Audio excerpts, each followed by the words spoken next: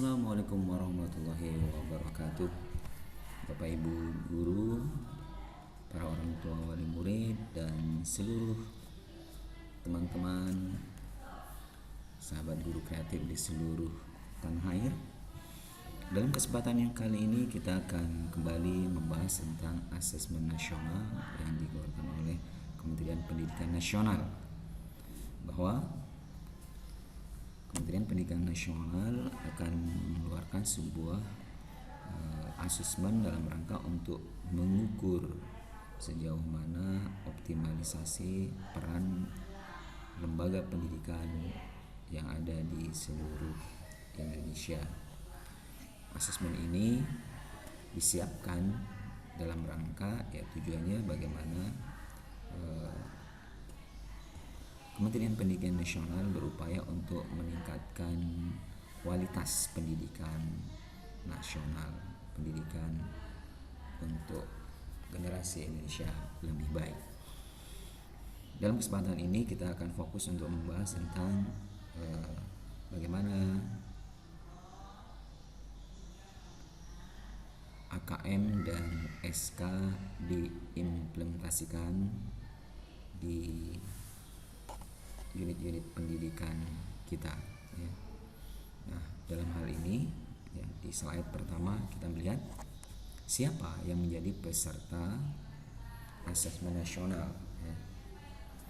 Nah, peserta asesmen nasional adalah seluruh satuan pendidikan, namun tidak semua siswa dipilih secara random dengan stratifikasi sosial ekonomi. Jadi pilihannya adalah secara random, jadi bukan unit pendidikan atau sekolah yang menentukan siapa siswa yang akan diikutkan, tapi sudah ditentukan melalui Kementerian Pendidikan, ya. Peserta adalah siswa, SD MI maksimal 30 per sekolah, kelas 5 materi sampai kelas 4, kemudian SMP atau MTS maksimal 45 orang per sekolah, ya. Diikuti oleh kelas 8 materi sampai kelas 8. SMA, SMK, MA maksimal 45 orang per sekolah, tiap sekolah, ya. Kelas 11 materi sampai kelas 10. Rencana pelaksanaan SMP, MSA, SMK, SMP, SMA, SMK Maret 2021, SD Agustus 2021. Untuk pelaksanaan asesmen nasional ini berbasis komputer dan adaptif, ya. Soal yang ditempuh akan tergantung dari performa pada soal awal. Setiap peserta mengerjakan pertama tes literasi membaca, kedua tes numerasi, ketiga survei karakter, keempat survei lingkungan belajar, ya. Jadi ada 4 poin yang akan dikerjakan oleh siswa dalam hal ini. Setiap peserta mengerjakan asesmen selama 2 hari. Pelaporan tidak untuk individual siswa. Laporan pada level sekolah dan daerah sebagai alat refleksi diri sekolah dan Pemda, tidak untuk meranking sekolah. Alokasi waktu untuk jenjang SD, hari pertama tes literasi 75 menit, survei karakter 20 menit. Hari kedua tes numerasi 75 menit, survei lingkungan belajar 20 menit, untuk SMP, SMA, SMK hari pertama tes literasi 90 menit, survei karakter 30 menit. Hari kedua tes numerasi 90 menit, survei lingkungan belajar 30 menit. Asesmen kompetensi minimum AKM, ya. AKM nasional fungsi untuk mengevaluasi kualitas sistem pendidikan, ya. Kemudian sampel peserta didik kelas 8 dan 11. Peserta didik di kelas 5, ya, kelas 8 dan kelas 11. Pelaksanaan tersandar oleh pusat. AKM kelas fungsinya untuk memahami hasil belajar individu peserta didik. Ya. Nah, asesmen AKM kelas ini peserta didik di kelas 2 sampai dengan kelas 12. Pelaksanaan oleh guru di kelas.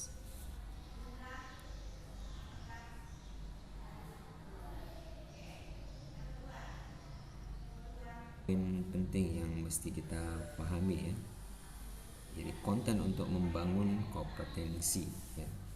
Jadi apa kira-kira hal-hal yang akan menjadikan peserta didik menguasai sebuah proses pendidikan ya. Ada konten ya, yang bersifat penguasaan literasi membaca dan numerasi. Nah, konten inilah yang digunakan sebagai tool ya, sebagai alat untuk menguasai konten.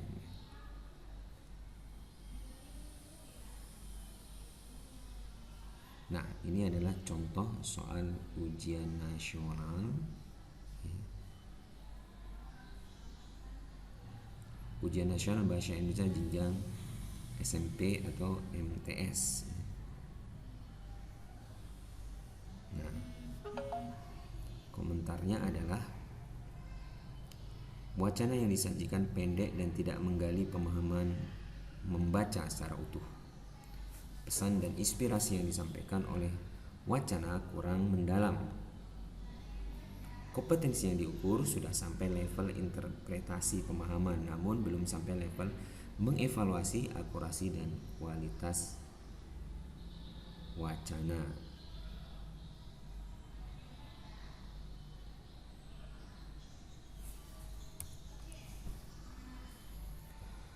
Contoh soal AKM kelas 8 ya. Ini ada sejumlah teks ya. Temanya teman menyelamatkanku ya. Temanku menyelamatkanku. Diuraikan teks yang panjang ya.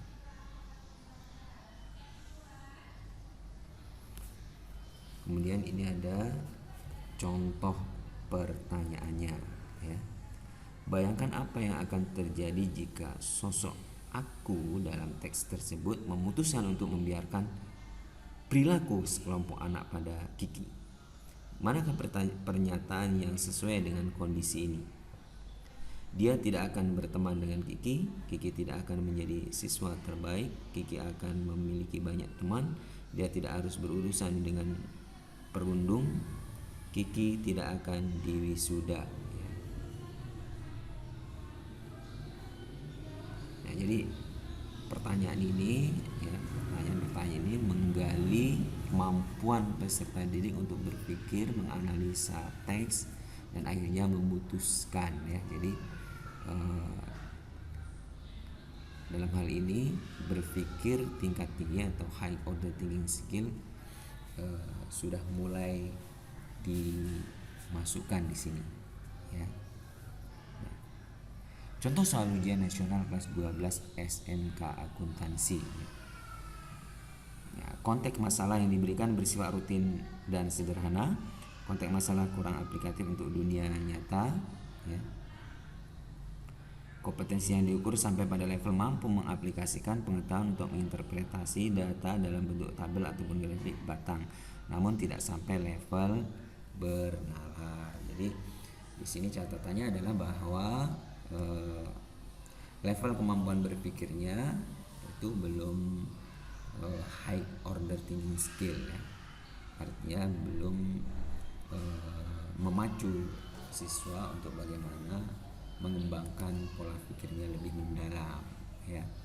Nah, kemudian kita perhatikan contoh soal AKM kelas 11 ya.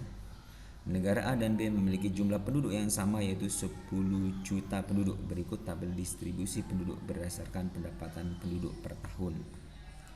Kategorisasi penduduk pendapatan per tahun terbagi menjadi dua. Nah ini ya, disajikan dua buah tabel ya.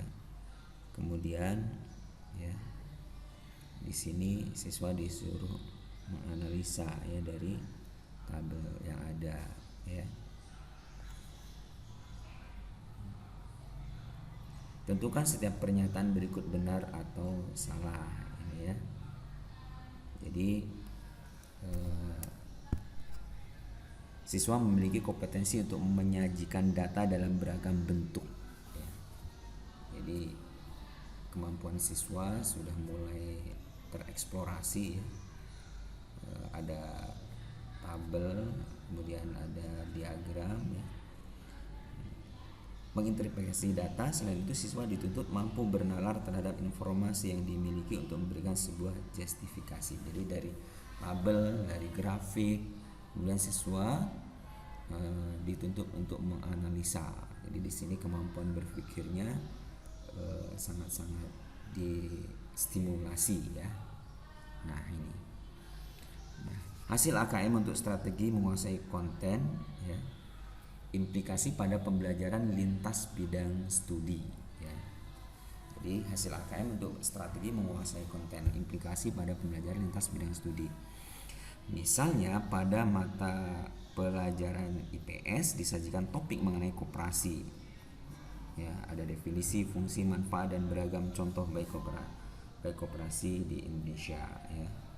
Nah, perlu intervensi khusus. Siswa belum mampu menemukan dan mengambil informasi eksplisit yang ada dalam wacana ataupun buat interpretasi sederhana ya. Jadi siswa memerlukan bahan belajar lain secara audiovisual dan pendampingan khusus ya. Jadi kemudian minimal jika hasil AKM itu minimal ya. Jadi ada 4 hasil AKM ya. Jika minimal siswa mampu menemukan dan mengambil informasi eksplisit yang ada dalam wacana serta membuat interpretasi sederhana. Siswa tidak paham secara utuh isi topik koperasi, berikan sumber belajar pendamping dalam bentuk pointer atau simpulan untuk pemahaman yang utuh. Jika hasilnya baik, siswa mampu membuat interpretasi dari informasi implisit yang ada dalam teks ya, mampu membuat simpulan dari hasil integrasi informasi suatu teks ya. Nah, siswa paham mengenai koperasi namun belum mampu merefleksikan. Oleh karena itu berikan pembelajaran identifikasi kondisi lingkungan siswa ya. Kaitkan dengan fungsi dan manfaat koperasi. Kemudian jika siswa sudah mahir, siswa mampu jadi kategori mahir itu siswa mampu mengintegrasikan beberapa informasi lintas teks ya. Mengevaluasi isi kualitas cara penulisan suatu teks serta bersifat reflektif terhadap isi teks. Nah, siswa mampu merefleksi kegunaan koperasi untuk dirinya dan lingkungan sekitarnya. Oleh karena itu berikan pembelajaran menyusun beragam strategi pemanfaatan koperasi. Jadi Bapak Ibu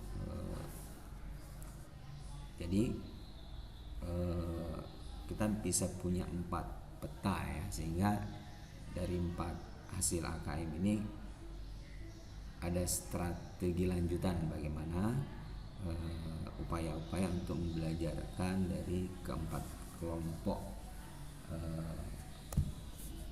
kelompok dari hasil AKM ya.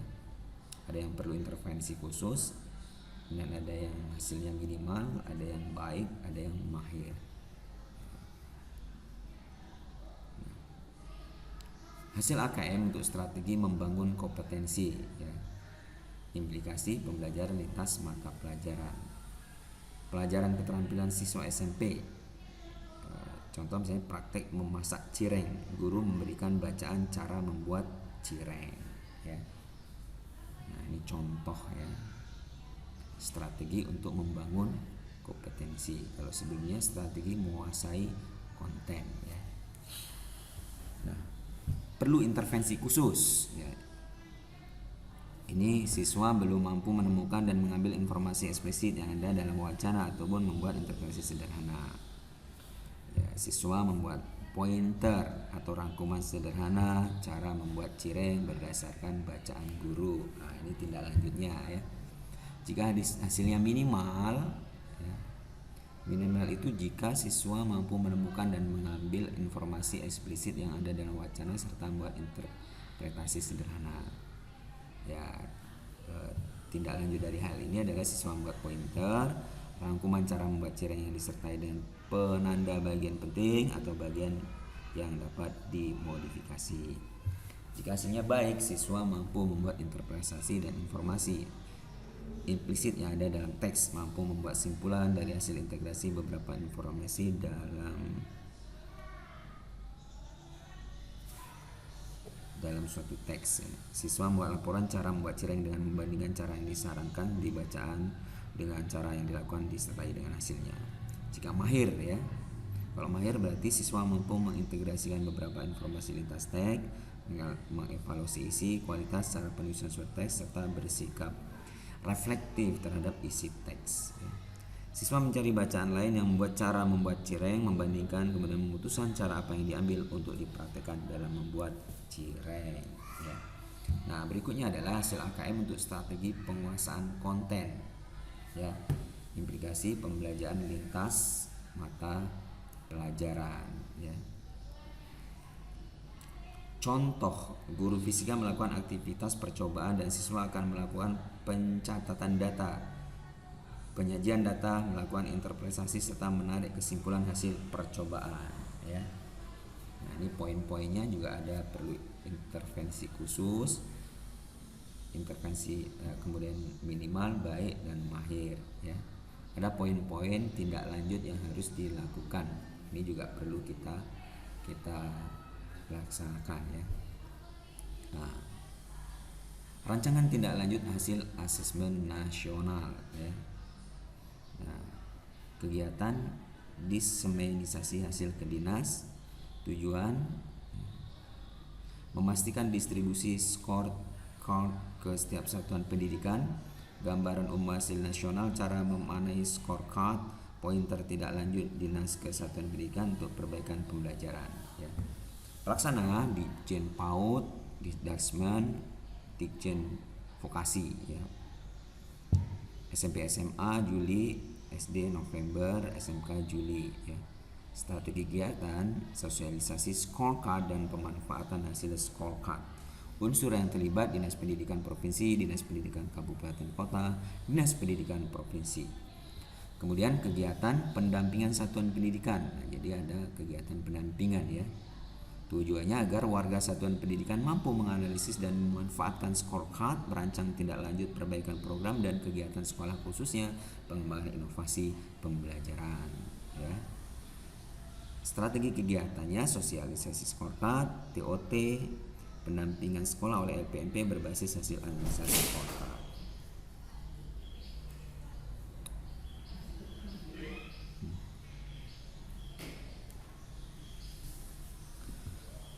Ya, kegiatan berikutnya penguatan satuan pendidikan. Tujuannya satuan pendidikan dan warga satuan pendidikan dapat merancang program dan kegiatan untuk peningkatan mutu layanan pendidikan, khususnya perbaikan dan inovasi pembelajaran.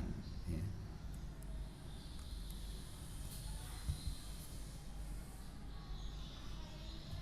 Pelaksana Ditjen PAUD, Ditdasmen, Ditjen Vokasi, Ditjen GTK ya. Dan seterusnya ya. Kemudian monitoring dan evaluasi.